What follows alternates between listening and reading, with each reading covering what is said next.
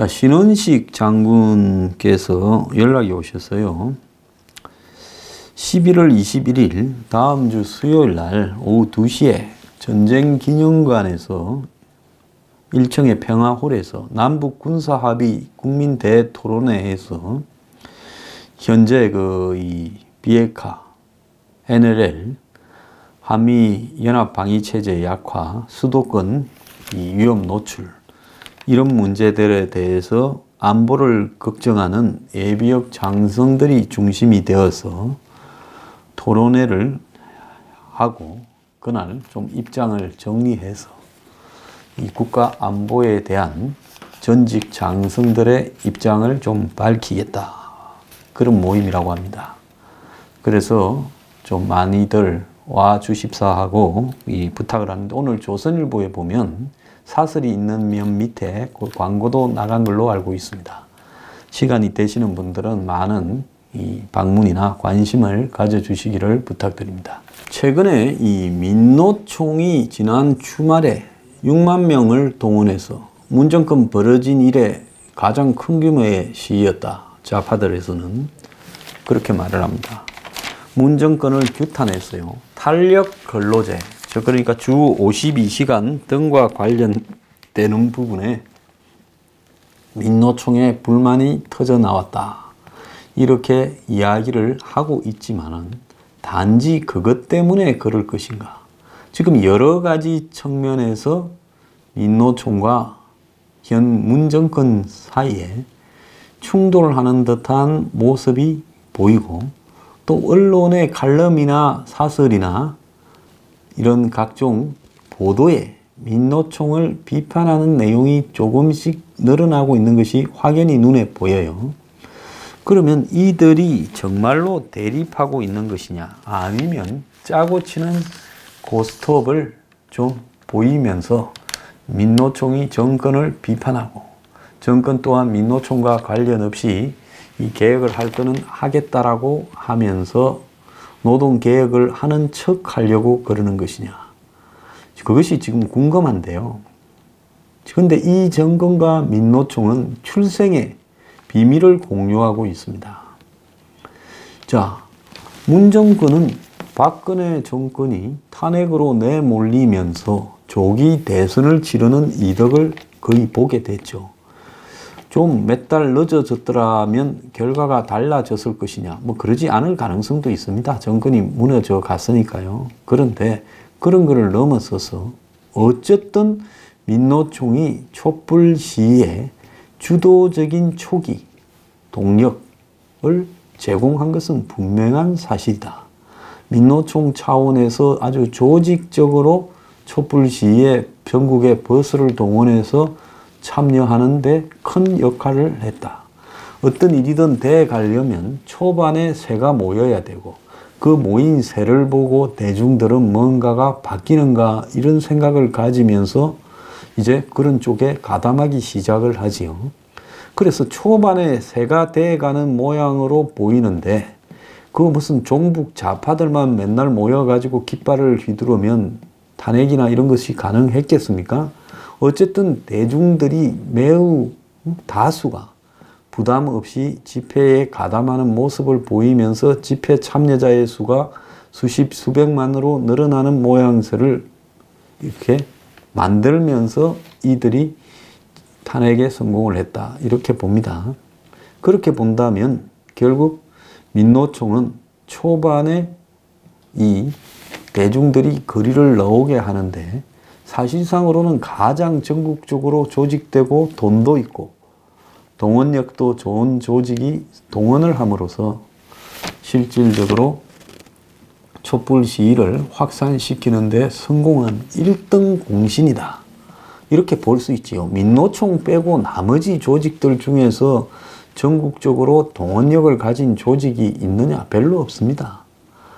또 이렇게 하려면 지체계도 갖춰야 되고 돈도 있어야 됩니다. 그런데 민노총은 돈도 있지요.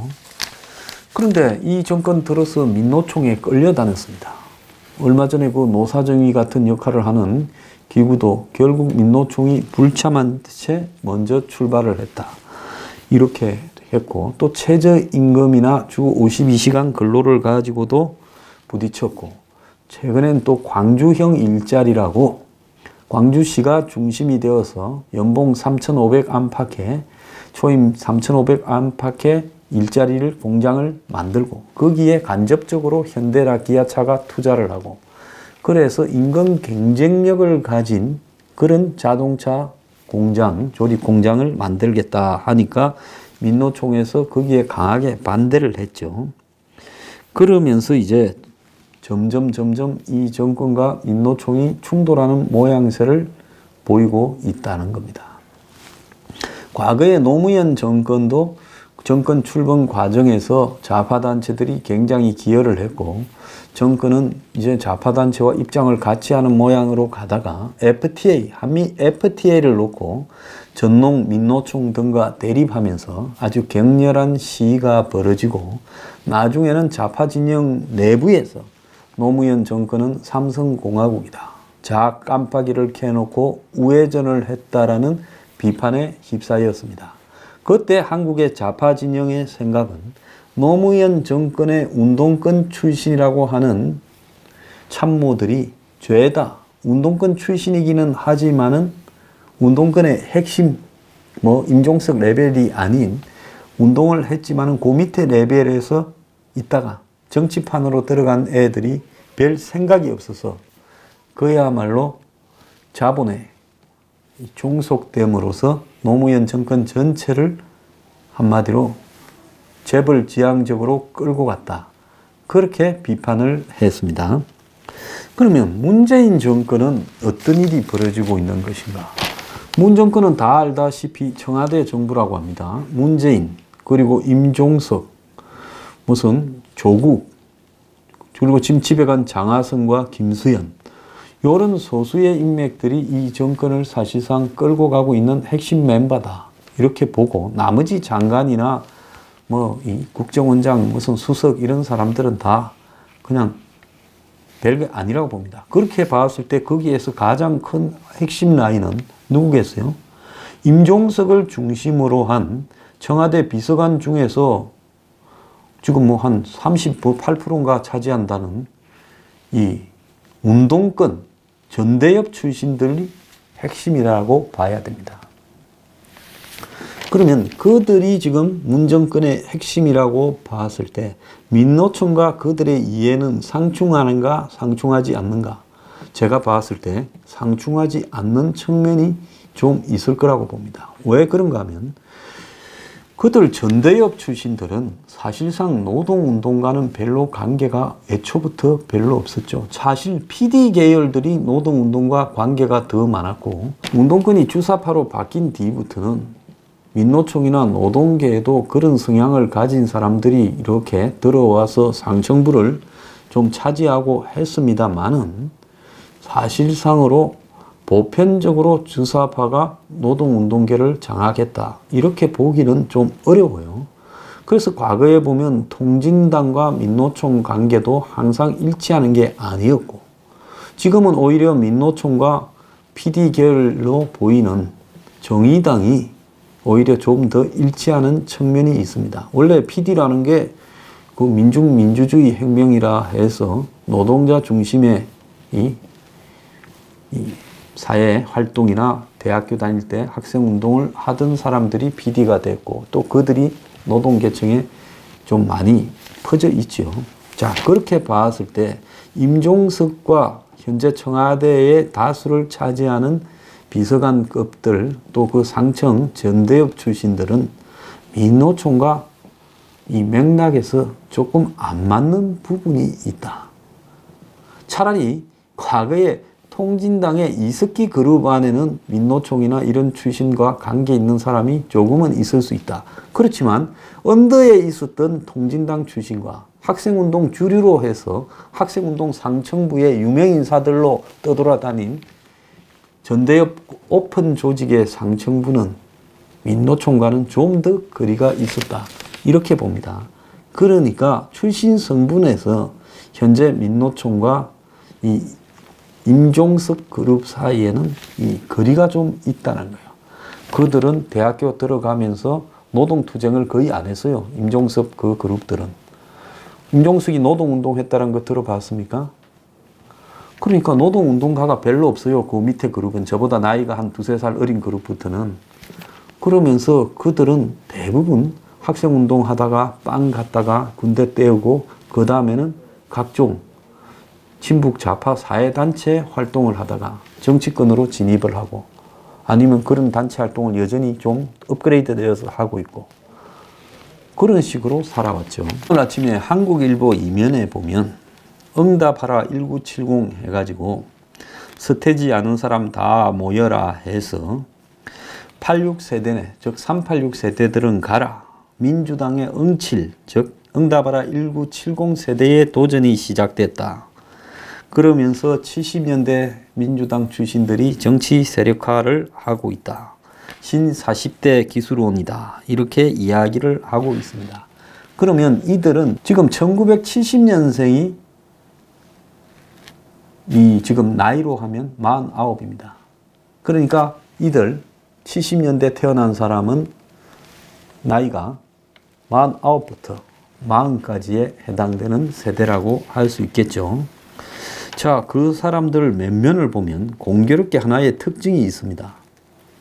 재윤경, 강훈식, 전재수, 김혜영, 박주민, 박용진, 강병원, 이재정, 김병관이 제 대학 후배도 하나 있어요.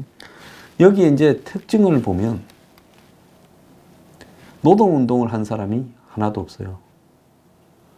어지간하면 이쯤 모아놓으면 운동권 출신 국회의원을 이렇게 한 9명입니까? 모아놓으면 그 중에 노동운동을 한 사람이 서너 명은 나와야 정상인데 이 세대는 노동운동을 하지 않은 세대라는 겁니다.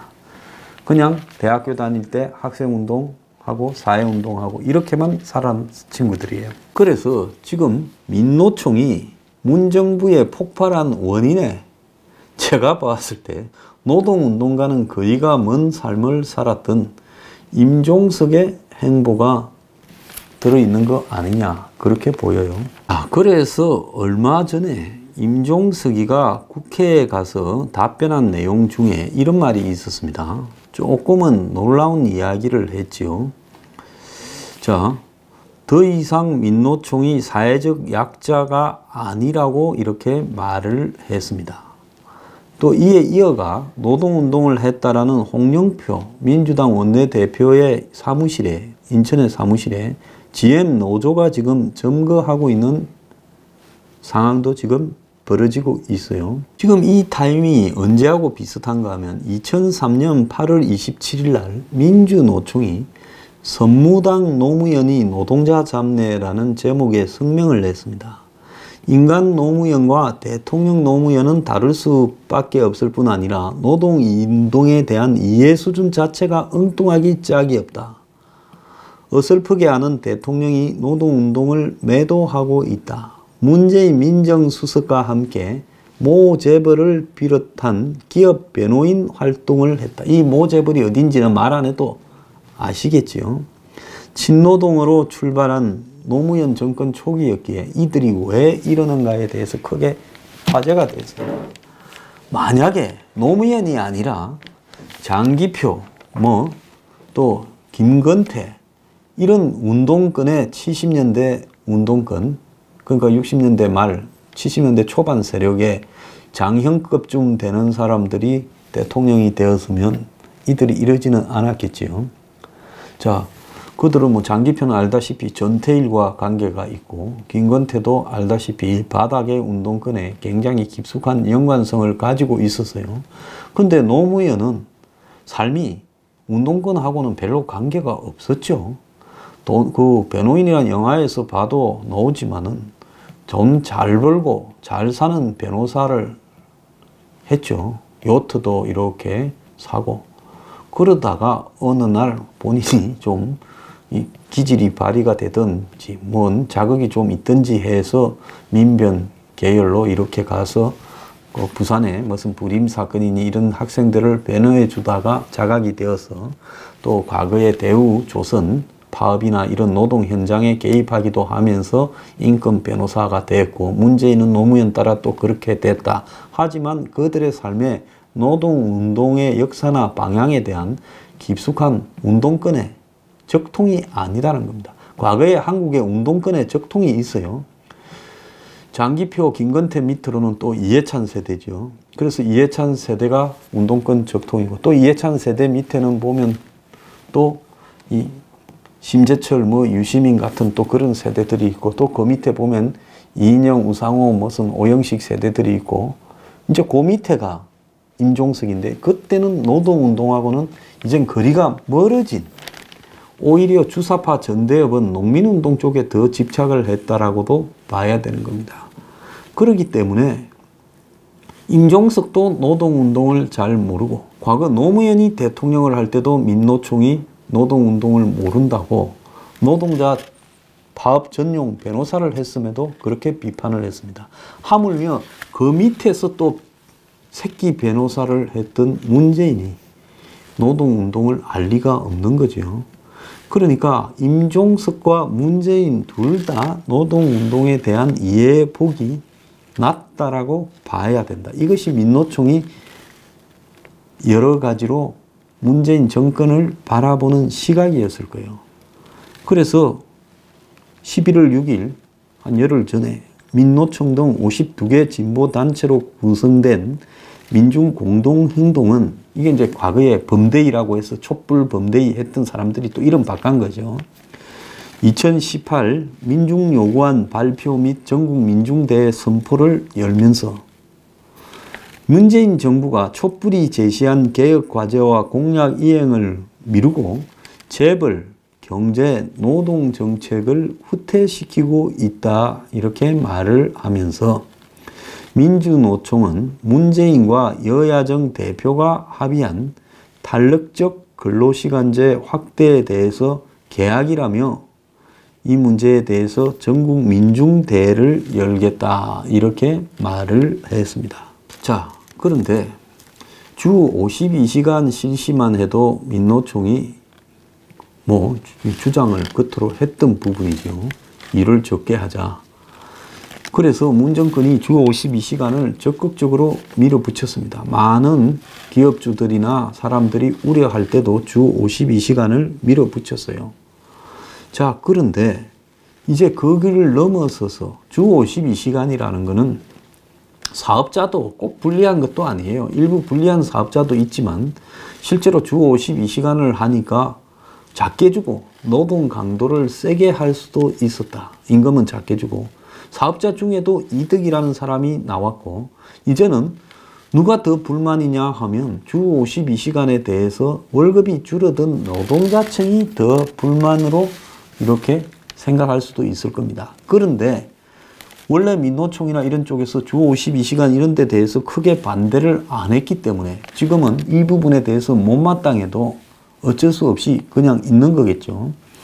그런데 이제 탄력 근로제라고 하게 되면 이것은 이제 이 탄력적으로 근로시간을 바꿀 수 있다라는 부분에 대해서는 노동자들 자신의 이해와 충돌한다고 보고 이제 싸움이 서로 시작된 겁니다. 자, 탄력 근로자라는 것은 특정일은 좀 길게 일하고 다음 날은 전날 많이 일했으니까 좀 작게 이렇게 일할 수 있다라는 것을 의미하는 거겠죠. 그런데 이제 어떤 종류의 일들은 지속적으로 24시간으로 이렇게 이제 풀 가동을 해야 되거나, 또 어떤 일들은 특정한 시기에는 일이 몰렸다가 특정한 시기에는 일이 없는 경우도 있죠. 계절이나 때에 따라서요. 그래서 건설업, 항만업, 운수업 같은 이런 성격, 특정한 시기에 업무량이 많아졌다, 적어졌다 하는 이런 일들은 업무의 성질상의 생산 설비를 완전히 이렇게 중단을 하기는 어렵고, 그래서 교대하는 인력의 양을 업무량에 따라서 적절하게 많게 작게 좀 배치를 할 수 있어야 되는데, 그런데 근로자의 입장에 보면 한마디로 생산 공정을 맞추기 위해서 근로자가 집중적으로 이렇게 어때는 과도하게 육체적 피로가 누적되는 일을 하고 또 어떨 때는 이렇게 불규칙적으로 그냥 일이 별로 없어서 놀고 이렇게 되기 때문에 이 일상생활이나 이런 사회생활, 가정생활을 하기에 어려움이 있을 수 있다. 그래서 이제 이런 부분을 반대한다라는 게 겉으로의 목적입니다. 그런데 민노총은 현재 이 광주형 일자리, 탄력 근로자 학대 같은 이런 여야정 합의사항, 지난번에 그 청와대 가서 합의한 사항에 대해서 불만을 가지고 있다가 이 불만을 폭발시키고 있고 또 홍영표 민주당 원내대표가 민노총을 향해 대화를 해서 뭐가 되는 곳이 아니다. 항상 폭력적이고 저들 생각을 100% 이렇게 강요한다 이러니까 지금 이 홍영표 사무실을 점거했어요. 인천에. 그래서 홍영표는 이 대우차, GM의 전신인 대우차 초대 노조위원장 출신인 친노동계 인사인데 지금 그렇게 된 겁니다. 그래서 홍영표 원내대표는 민노총과 대화가 안 통한다 이야기를 했고 요즘 한국 GM이 한국에서 철수한다 해서 GM이 지금 굉장히 저항을 하고 있죠. 그래서 GM 노조원들이 홍영표를 만나자 했습니다. 네가 우리 전신에 있는 그 회사 대우자동차의 노조위원장 출신이고 지금 GM이 이렇게 한국에서 철수하려 하니 대우자동차를 인수해가 하다가 네가 좀 막아주라 이제 이러려고 하니까 홍영표가 거절을 하니까 그의 인천 부평 지역구 사무실을 점거해가지고 지금 농성을 하고 있고 홍영표는 또 노조를 향해서 폭력을 잘 쓴다. 최근에도 사장을 감금해서 GM에서 뭐 그런 일이 있었죠. 난리가 났는데 미국 같으면 테러다. 지난해 국민 세금 8천억을 GM에 넣으면서 합의를 했는데 국민들이 어떻게 볼지 생각해라.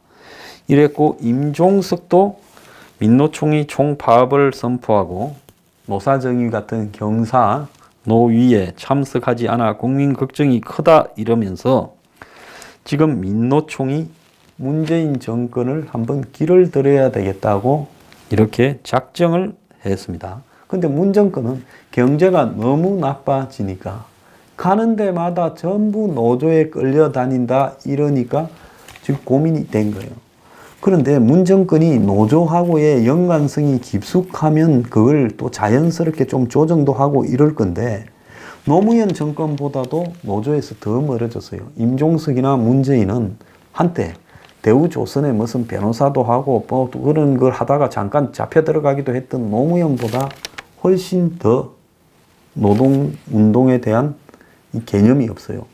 이러다 보니 문재인 정부가 지금 처한 노동관계가 노무현 시즌2를 보는 것 같으면서 문재인 정부 청와대에는 노무현 정권 청와대 출신들이나 핵심들이 다 그대로 있는데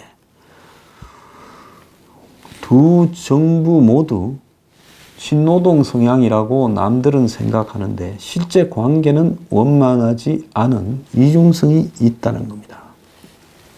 노무현도 후보 시절인 2002년 12월에 거리유세에서 파업 노동자의 정당한 권리를 찾아줘야 된다 하고 노동계 표도 호소하고 비정규직 개선, 공권력 투입 자제, 일방적 공기업 민영화 철회 등을 이야기를 했고 당선 직후에는 민노총에 찾아가 현재는 경제계가 힘이 세지만 5년 안에 내 임기 안에 불균형을 시정해서 노동자가 힘을 가지도록 하겠다 이런 말도 했는데 그런데 실제로는 취임되고는 상황이 거꾸로 흘러가서 2003년 4월에 노무현 정권이 공약과 달리 철도 민영화 내놓으니까 철도 노조가 파업을 했고 그래서 민영화 방침을 철회했지만은 이제 관계가 계속 꼬였고 그러가 2003년 5월에 대통령 못해 먹겠다 소리가 노동 문제 때문에 나오고 이후에 이제 기간제 노동자 2년 그 법이라든지 한미 FTA를 둘러싸고 노무현 정권 때 아마 노동자들이 엄청 거리로 나왔어요. 그리고 교육행정 정보 시스템 도입을 하니까 정교조가 이번에는 사생활 침해다 해서 또 난리를 쳤어요. 그러니까 노무현도 노조의 특혜를 없애야 된다. 어디 정부를 길을 들이려고 하느냐. 이러면서 이제 점점 거리가 멀어져 갖고 나중에는 삼성공화국이다 소리까지 나왔습니다. 근데 문재인도 지금 노무현 때와 비슷해져 가고 있다는 겁니다. 문재인의 공약에 주 52시간, 비정규직 차별금지, 최저임금 인상 등 노동 친화적인 내용이 있는데 당선 직후에는 분위기가 좋았고 민노총은 작년 5월 문재인 당선 직후 문재인 당선 의미는 크다. 노동이 존중받는 나라 만들자 했는데 지금 올해 들어서 점점 지금 노동계의 불만이 가속화되고 있다는 겁니다. 그러니까 이제 좌파 매체들은 권력을 가진 문재인 정권 편을 들어서 노동계를 비판하고 원래 또 보수 언론들은 또 이 노동운동이나 노동계에 대해서 비판적이니까 최근에 좌우에서 다 비판을 지금 하는 일이 발생을 하고 있어요. 그래서 한국일보에 보면 과잉의 유력 민주노총에서 4% 귀족노조가 장악한 한국노동계 고임금 정규직 이익만 대변하고 있다. 사회적 위상에 걸맞는 책임의식을 좀 느껴야 되는 거 아니냐. 그러면서 대한민국이 노동계, 종교계, 법조계 등 기득권의 벽에 갇혀 한 발짝도 못 움직인다. 힘 있는 소수가 공론장을 지배하는 과잉 위력은 민주주의의 적이다. 민주노총이 막강한 조직력과 자금을 무기로 촛불 혁명을 주도했다. 이제 이건 실토하는 겁니다. 이 한국일보 논설위원이 이야기해요. 민주화에 기여한 공도 적지 않다. 하지만 노동정책에 있어서는 이익집단 수준이다. 민노총이 진보를 자임한다면 비정규직 등 중간 이하 계층의 이해를 대변해야 된다. 사회적 약자와 연대, 차별 없는 노동 세상을 만들어야 된다. 좀 웃기는 이야기죠. 또 조선일보에는 엊그제 정치부 차장이 강경파에 휘둘리는 민노총, 노동계 맏형 자격이 없다라고까지 비판을 하고 있습니다. 동아일보에는 노동계에 휘둘리는 광주형 일자리, 그래서 반값 자동차 공장 근로자 임금을 주는 대신 시가 복지 지원을 하고 기업이 부담을 줄여서 그래서 현대 기아차들이 직접 경영이 아니라 간접 투자해서 광주시와 이렇게 해나가도 저는 괜찮은 방법이라고는 봐요. 한국적인 상황에서요. 그런데 이런 현대차가 일부 투자를 하고 참가하기로 한 이후에 현대차 노조에서 난리가 난 거죠. 이제 그게 활성화되면 기존의 일감이 걸러다가고 현대차가 껍데기 될까봐 그래서 합의안을 반대하고 밀실협상이다. 협약 맺으면 총파업하겠다. 그러니까 자기들 공장의 일이 아니라 다른 광주시가 주도하고 현대차가 부분 투자하는 부분에 지금 문제를 제기한 겁니다. 자, 그래서 이제 이런 부분이 커져 나가니까 문재인 정권은 경제로서 자기들 지금 생가사가 한계에 도달할 수 있다. 겁을 먹은 거죠. 그러니까 노동계에 끌려다니면 안 된다. 이렇게 이야기를 했고 민노총이 규제 핵심에 발목을 잡는다. 그래서 청와대는 더 이상 밀리면 안 된다고 이제 이렇게 가고 있어요.